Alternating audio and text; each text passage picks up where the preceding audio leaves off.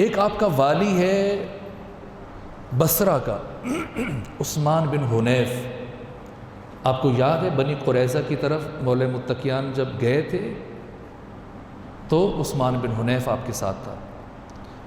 رسول اسلام کا وفادار صحابی، مولا متقیان کا وفادار صحابی، اہل معرفت. ایک کوتاہی ہوئی ان سے. بصرہ کے کسی جاگیردار نے، کسی سرمایہ دار نے، کسی وڈیرے نے آپ کو کھانے پہ بلایا. عثمان بن حنیف والی بصرہ دعوت میں شریک ہوئے. ای میل نہیں، واٹس ایپ نہیں، فیس بک نہیں، ٹیلی فون نہیں. اس کے باوجود ایسا نظام قائم کر رکھا تھا حضرت نے، یعنی ذرائع نہیں ہے وہ جو آج کی دنیا میں حاصل ہے، کہ ادھر عثمان بن حنیف دعوت میں شرکت کرتے ہیں اور مختصر وقت کے بعد مولا متقیان تک خبر پہنچ جاتی ہے. آپ نے افراد کو معین کر رکھا ہوتا تھا. پہلے خود اہل افراد کا چناؤ کرتے تھے، پھر ان پہ بھی نظارت کرتے تھے. جو کہ یہ جملہ بہت خوبصورت تھا، اگر آپ نے غور فرمایا ہو، کہ امیر المومنین انسانی مزاج کی بے ثباتی کو خوب سمجھتے تھے. ٹھیک ہے، پھسل سکتا ہے، انسان ہے، اس کا بھی جی چاہتا ہے کہ میں اب اگر پنجاب کا وزیر اعلیٰ ہوں تو 4 سال ہوں، 3 سال ہوں، تو جو جاگیردار ہیں، وڈیرے ہیں، بااثر افراد ہیں، چلیں اس عرصے میں ان کے ساتھ مراسم برقرار ہو جائیں. اچھا لگتا ہے انسان کو وزیر اعلیٰ کی حیثیت سے کسی کے ہاں افطار پہ جانا، ڈنر پہ جانا، لنچ پہ جانا. اور چلے گئے عثمان بن حنیف. لیکن مولا متقیان نے کیا کہا؟ فرمایا مجھے امید نہ تھی، سلام کچھ نہیں، مجھے امید نہ تھی کہ تم ان لوگوں کی دعوت کو قبول کرو گے جن کے یہاں فقیر اور نادار دھتکارے گئے ہوں. آپ نے دیکھا ہوگا کبھی شادیوں پہ جو بہت زیادہ اہتمام ہوتا ہے، اخراجات ہوتے ہیں، اگر کوئی مانگنے والا جائے تو اس کو دھکے دیتے ہیں کہ تم یہاں کا. حتیٰ خود افطار، امیروں کو ضرورت نہیں ہے، زیادہ ضرورت ہے کہ غریبوں کو، فقیروں کو آپ افطار کرائیں نا. اگر وہ کچھ تو سفید پوش ہوتے ہیں، اظہار نہیں کرتے، لیکن کوئی اگر ہاتھ بڑھا دے تو انہیں رد کیا جاتا ہے. رد کیا جاتا ہے. امام علی فرما رہے کہ مجھے امید نہ تھی کہ تم ان لوگوں کی دعوت قبول کرو گے جن کے یہاں فقیر اور نادار دھتکارے گئے ہوں اور دولت مند مدعو ہوں. چن چن کے رئیسوں کو بلایا جاتا ہو. اگلی تعبیر زیادہ سخت ہے. فرماتے ہیں جو لقمے چباتے ہو انہیں دیکھ لیا کرو، اور جس کے متعلق شبہ بھی ہو اسے چھوڑ دیا کرو، اور جس کے پاک و پاکیزہ طریق سے حاصل ہونے کا یقین ہو اس میں سے کھاؤ.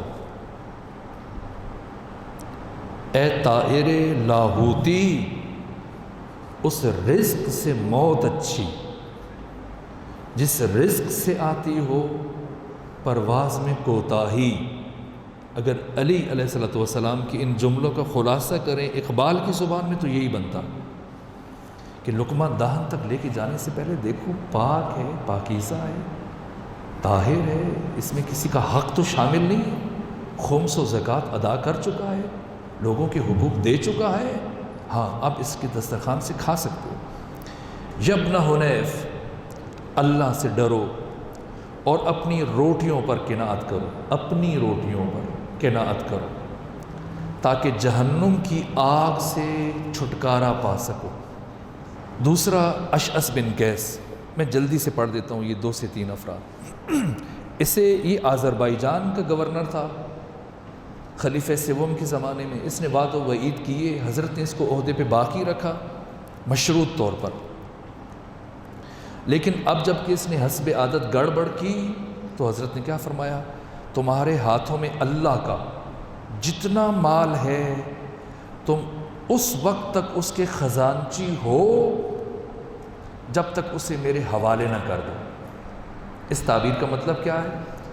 اشعث سمجھ گیا کہ اسے برطرف کیا جا رہا ہے، اس نے یہ کیا کہ جتنا مال سمیٹ سکتا تھا سمیٹ لیا، اور اپنے چند دوستوں سے حضرت کے خط کا ذکر کرنے کے بعد ارادہ ظاہر کیا کہ اب شام جاؤں گا،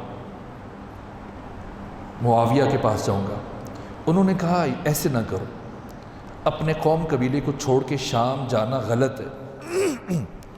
اس نے دوستوں کے کہنے سننے سے شام کا ارادہ ترک کر دیا اور مال پی جانا چاہا۔ طریقے سے انسان بڑے طریقے سے مال کو ہننے بننے لگاتا ہے، اس نے